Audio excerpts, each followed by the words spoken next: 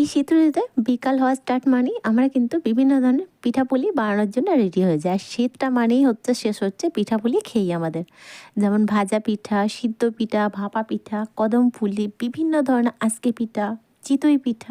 আর এই শীতের সময়তেই কিন্তু পিঠাপুলিগুলো বেশ মজার লাগে। আজ আমি বাসাতে একটা নতুন ইউনিক একটা পিঠা বানিয়েছিলাম, ভাবলাম আপনার সঙ্গে শেয়ার করি। আজ এই পিঠার মধ্যে কিন্তু 3 রকমের ডিজাইনও দেখাবো, সাথে থাকছে অনেক tips and tricks. By the way, আপনারা দেখছেন কুক ইন মাই লাইফ। আজকের রেসিপি হলো নারকেল ভাজা পিঠা। তাহলে নারকেলের ভাজা পিঠা বানানোর জন্য সর্বপ্রথম আপনাদের কী করতে হবে, চালের গুঁড়ি লাগবে। আচ্ছা, এখানে একটা ছোট টিপস দিই। চালের গুঁড়ি ফার্স্টেই চালনির সাহায্যে একটু চেলে নেবেন, যাতে পোকা টোকা ময়লা টয়লা যদি থাকে তাহলে চালনিতে আটকে যাবে। তবে হ্যাঁ, এখানে একটা নতুন স্টাইলভাবে আমি চালের গুঁড়িটা চেলে নিচ্ছি। এই যে একটা গ্লাসের মধ্যে চালের গুঁড়িটা অ্যাড করেছি, তারপর হচ্ছে একটা বল নিচে রেখেছি, আর হচ্ছে চালনির ওপরে গ্লাসটা জাস্ট এইভাবে ওপর করে দিয়ে এইভাবে যদি আপনারা চেলে নেন, তাহলে কিন্তু সাইডগুলো কিন্তু নোংরা ময়লা হবে না, আর খুব ইনস্ট্যান্ট কিন্তু খুব তাড়াতাড়ি হয়েও যায়। তাহলে ফার্স্ট আপনাদের কী করতে হবে, চালের গুঁড়িটা খুব ভালোভাবে চেলে নিতে হবে।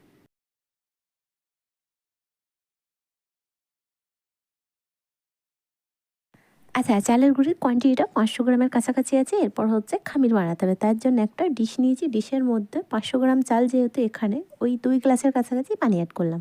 পানিটা বেশ হালকা উষ্ণ গরম হলে এর মধ্যে সল্ট অ্যাড করব। তারপর হচ্ছে পানিটা কিন্তু খুব ভালোভাবে গরম করতে হবে। তবে হ্যাঁ, একটা জিনিস লক্ষ্য রাখতে হবে, পানিটা কিন্তু টকবক করে ফুটে আসলে হবে না, তাহলে কিন্তু খামিরটা একেবারেই বেকার হয়ে যাবে। আচ্ছা, স্বাদ মতো সল্ট অ্যাড করে দিলাম, ওই 1 টিস্পুন আপের কাছাকাছি।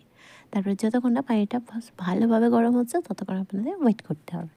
আচ্ছা, এখানে একটা ছোট্ট টিপস দিই। খামিরটার ওপর ডিপেন্ড করছে কিন্তু পিঠাগুলো একদম ফাইনালি পারফেক্ট হওয়ার। কেননা খামিরটা যদি কাঁচা থেকে যায় তাহলে কিন্তু পিঠাগুলো একটাও আস্ত থাকবে না, সব ভেঙে যাবে। আর পিঠাগুলোর মুখগুলোও কিন্তু সিল করা যাবে না। তাহলে আমাদের মাথায় রাখতে হবে খামিরের পানিটা কোয়ান্টিটিটা ঠিকঠাক, এবং পানিটা যাতে না বল বসে সেটার মাথায় রাখতে হবে। যখনই পানিটা খুব ভালোভাবে গরম হয়ে যাবে তখনই চালের গুঁড়িটা অ্যাড করে দিতে হবে। আর হাই ফ্লেমে অতি অবশ্যই রাখবেন। আর খামিরটা বানাতে আমার 6 থেকে 7 মিনিটের কাছাকাছি সময় লেগেছে। খুব ইনস্ট্যান্ট কিন্তু খামির হয়ে যায়, খুব একটা সময় নেয় না।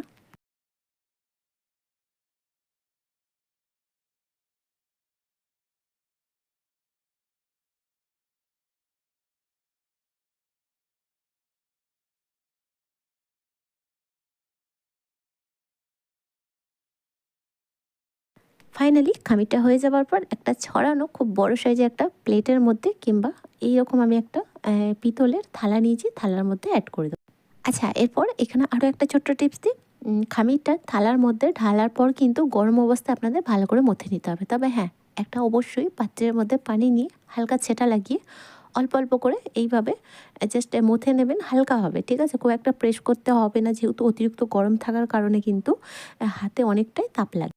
আচ্ছা, গরম থাকা অবস্থায় কেন মথে নিতে বলছি, সেখানেও একটা ব্যাপার আছে। কারণ খামিরটা ঠান্ডা হয়ে গেলে কিন্তু আর খুব ভালোভাবে কিন্তু সফটলি ডো হবে না, আর মথে নেওয়াও যাবে না।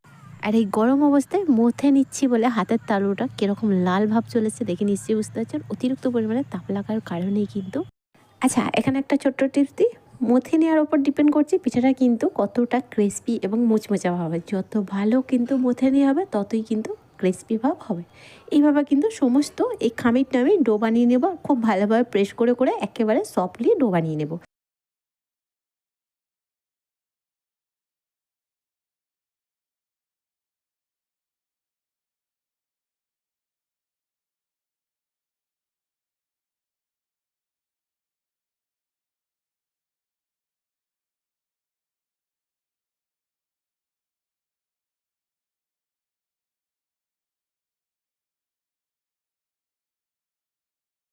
আচ্ছা, খামিরের ডোটা কীরকম নরম রাখতে হবে সেটাও একটু দেখে নিন। এই যে আঙুলের সাহায্যে একটু প্রেস করছি, খুব একটা পাতলাও না, খুব একটা টাইটও না, জাস্ট একদম স্ট্যান্ডার্ড যেরকম হয় সেরকমই রাখতে হবে।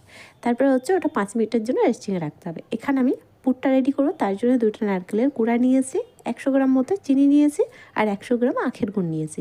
তারপর হচ্ছে একটা তেজপাতা আর এলাচের গুঁড়ো নিয়েছি। আপনারা চাইলে ডাইরেক্টলি চিনির মধ্যেও পুরটা রেডি করতে পারেন, কিংবা আখের গুড়, ভেলি গুড়, খেজুরের গুড়, যে যেরকম পছন্দ করেন।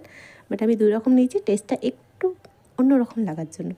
আচ্ছা, গ্যাসের মধ্যে একটা কড়াইয়ের মধ্যে 2 টিস্পুন সরষের তেল অ্যাড করেছি, তারই মধ্যে ফোড়ন দিলাম একটা তেজপাতা আর 1/2 টিস্পুন এলাচের পাউডার। ফ্লেভারটা রিলিজ হলে এই যে আখের গুড়টা নিয়েছিলাম ওটা দিয়ে দিলাম। তারপরে ধীরে ধীরে মেল্ট হতে স্টার্ট হলে তারপর হচ্ছে চিনিটা আমরা অ্যাড করে দেব।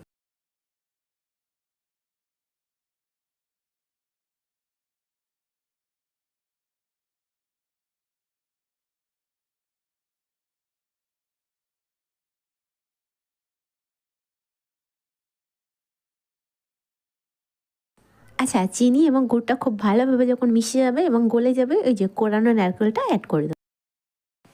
তারপর যতক্ষণ না এই পুরটা রেডি হচ্ছে, ছাইটা কালারটাও সুন্দর আসছে আর ফ্লেভারটাও খুব রিলিজ হয়েছে, ততক্ষণ আমাদের এইভাবে কিন্তু মেশাতে থাকতে হবে। আচ্ছা, এখানে একটা ছোটো টিপস দিই। আমি যেহেতু এখানে এলাচের পাউডার অ্যাড করেছি, আপনারা চাইলে আস্ত এলাচও অ্যাড করতে পারেন। তবে হ্যাঁ, যখন পিঠার মধ্যে পুরটা রেডি করবেন, এলাচগুলো কিন্তু অতি অবশ্যই তুলে ফেলে দেবেন, নাহলে কিন্তু পিঠাগুলো খাবার সময় মুখে লাগলে একেবারে মুডটাই নষ্ট হয়ে যায়।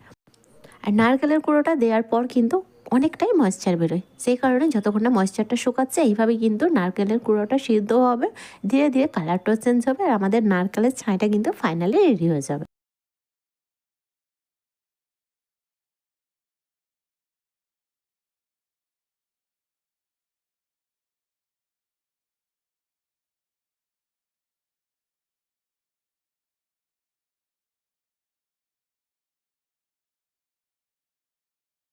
আচ্ছা, দেখে নিশ্চয়ই বুঝতে পারছেন নারকেলের ছাইটা মানে পুরটা রেডি হয়ে গেছে আর কত সুন্দর কালার চলে এসেছে আর আঠালো ভাবও হয়ে গেছে। এরপর হচ্ছে পিঠাগুলো রেডি করব।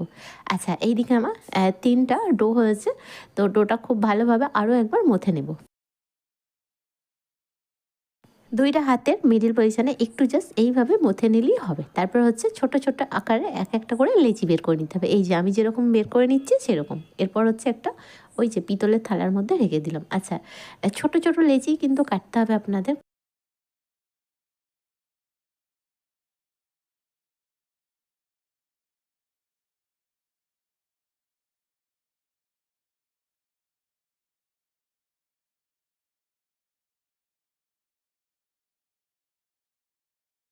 ফাইনালি পিঠাগুলো বানানোর পালা। তার জন্য এই যে এখানে একটা চাবি নিয়েছি, একটা কাঁটা চামচ নিয়েছি আর আমার হাতটা তো আছে 3 রকমের ডিজাইন যেহেতু বলেছি আর আপনাদের দেখিয়ে দেবো। তার জন্য একটা লেচি থেকে একটা পিঠা বানিয়ে নিলাম। আচ্ছা, নারকেলের ভাজা পিঠা কিন্তু পিঠার যে সাইজটা হয় লম্বাটে ভাব, তার জন্য আমি লেচি থেকে একটা করে লম্বাটে ভাব পিঠা বেলেছি। আপনারা দেখে নিশ্চয়ই বুঝতে পারছেন লম্বাটে ভাব পিঠাটাই বেলে। এরপর হচ্ছে পিঠার মিডল পজিশনে এইভাবে একটু পুর দিয়ে দিলাম। তারপর হচ্ছে পিঠার যে 2টা পার্ট আছে সেই পার্ট দুটো এইভাবে খুব ভালোভাবে একটু চেপে চেপে প্রেস করে নিলাম।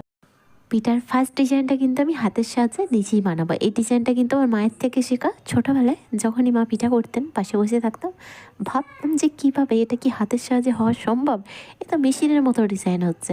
আমি শেখার পর ভাবলাম সিরিয়াসলি অনেকটা ইজি। তবে হ্যাঁ, খুব ভালোভাবে ধ্যান দিলে কিন্তু আপনারাও পারবেন। এই যে আমি দেখুন খুব ভালোভাবে 2টা আঙুলের সাহায্যে কিন্তু ডিজাইনটা কতটা ইজি, কতটা সুন্দর, কতটা ইউনিক, একেবারে মেশিনকে কিন্তু হার মানিয়ে দেবে। এখন কিন্তু অনেক রকমের কৌটো পাওয়া যাচ্ছে প্লাস্টিকের, মেলাতে কিংবা ছোটোখাটো দোকানেও কিন্তু প্লাস্টিকের 2টা ঢাকনা সমেত ডিজাইন করার, পিঠার ডিজাইন করার বেরিয়েছে। তো সেগুলো কিন্তু পিঠার মুখগুলো কিন্তু সিল হয় না অ্যাকচুয়ালি, ভাপাতে কিংবা যদি ভাজতেই দেন আর কি, একেবারে ভিতরের পুরটা বেরিয়ে আসে আর পুরো একাকার হয়ে যায়। আচ্ছা, সেকেন্ড ডিজাইনটা কিন্তু আমি একটা চাবি নিয়েছি। সকলের বাড়িতেই তালা চাবি থাকে, তালাটা লাগছে না, চাবিটাই লাগছে। অনেক রকমের বিভিন্ন ধরনের তালার বিভিন্ন ধরনের চাবি থাকে, আমি এই চাবিটা নিয়েছি। তো এইভাবে পিঠা দুটোর মুখ দুটো সিল করার পর চাবির সাহায্যে একটু হালকা হাতে প্রেস করলে কিন্তু খুব ভালোভাবে সিলও হয়ে যাবে আর ডিজাইনটাও কিন্তু খুব ইউনিক হয়ে যাবে। আচ্ছা, ওই একই পদ্ধতিতে আমি 3 রকমের পিঠা অলরেডি আগে থেকেই বানিয়ে নিয়েছি। আচ্ছা, লাস্ট এবং ফাইনাল পিঠার ডিজাইন হচ্ছে চামচের সাহায্যে, কাঁটা চামচ, যে চামচে আমরা মিষ্টি এবং ফলমূল খাই আর কি, সেই চামচের সাহায্যে। তাহলে বরাবরের মতো পিঠার মুখ দুটো সিল করে নিয়েছি কাঁটা চামচে, এই সামনের পাটটা দিয়ে এইভাবে হালকা হাতে প্রেস করলে কিন্তু খুব ডিজাইনটাও সুন্দর হলো আর পিঠা দুটোর মুখটাও কিন্তু খুব ভালোভাবে টাইটভাবে সিল হয়ে গেল। আচ্ছা, লাস্ট আরও একটা হাতের সাহায্যে আপনাদের দেখিয়ে দিচ্ছি। পিঠার যে 2 পাটটা একটু চড়া করে নেবেন মানে আঙুলের সাহায্যে, তারপরে 2টা আঙুলের সাহায্যে কিন্তু ডিজাইনটা হচ্ছে খুব ইজি, খুব ইনস্ট্যান্ট কিন্তু এটা বানানো যায়। আর আপনারা যদি একবার ট্রাই করেন, একবার যদি শিখে যান, সিরিয়াসলি বলছি কারোর আর অপেক্ষা করতে হবে না যে পিঠা বানাতে পারি না, পিঠা বানালেও ডিজাইন পারবো না, কি হবে না হবে, নো টেনশন। আপনারা যদি ভালো করে দেখে নিতে পারেন, একদিনই শিখে যাবেন। সমস্ত পিঠাগুলো ডিজাইন হয়ে গেছে, আমার রেডি হয়ে গেছে। এরপর হচ্ছে ভেজে নেওয়ার পালা। আমি যেহেতু এটা ভাপা পিঠা করছি না, নারকেলের ভাজা পিঠা করছি, তার জন্য তেলের মধ্যে এটা কিন্তু ভেজে নিতে হবে। অলরেডি গ্যাসের মধ্যে একটা কড়াই বসিয়ে দিয়েছি আর এই পিঠাগুলো কিন্তু ডুবো তেলের মধ্যে ভেজে নিতে হবে। তার জন্য রিফাইন তেল অ্যাড করছি আর গ্যাসের ফ্লেম হাই ফ্লেমে রেখে তেলটা যতক্ষণ না ভালোভাবে গরম হচ্ছে আমাদের ওয়েট করতে হবে।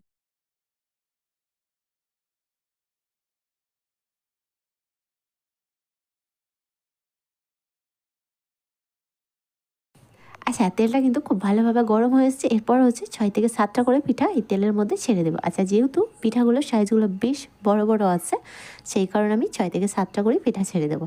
আচ্ছা, গ্যাসের ফ্লেম কিন্তু হাই টু মিডিয়াম ফ্লেমই রাখতে হবে। যখনই এক ধারটা কালার হবে পাল্টে দেবেন, আর দুই ধারটা কালার হলে খুব একেবারে বালিশের মতো ফুলে ফুলে আসবে। আপনারা দেখে নিশ্চয়ই বুঝতে পারবেন। আর দেখে নিশ্চয়ই বুঝতে পারছেন কালারটা দারুণ এসেছে আর ফুলকো ফুলকো হয়েছে। আর খুবই ক্রিসপি, খুবই মুচমুচাই পিঠেগুলো হয়, খেতে কিন্তু লাজবাব, মানে অতুলনীয় যেটা বলে। আর এইভাবে কিন্তু প্রত্যেকটা পিঠাগুলো আমি এইভাবে কিন্তু তেলের মধ্যে খুব সুন্দর কালার হওয়া পর্যন্ত ওয়েট করব। আর যখনই সুন্দরভাবে ভাজা হয়ে যাবে, তেল থেকে ছেঁকে ছেঁকে সকলকে পরিবেশন করুন আর নিজেও কিন্তু উপভোগ করুন। আর সবগুলো পিঠাগুলো ভাজতে সময় লেগেছে প্রায় আমার 15 থেকে 18 মিনিটের কাছাকাছি। আশা করছি প্রত্যেকটা রেসিপির মতো এই রেসিপিটা আপনাদের কাছে অনেকটা ভালো লেগেছে। ভালো লাগলে প্রত্যেকবারের মতো কমেন্টে জানাতে ভুলবেন না। বাই দ্য ওয়ে, আপনারা দেখছিলেন কুকিং মাই লাইফ। আজকের রেসিপি ছিল নারকেল ভাজা পিঠা। আবারও দেখা হবে।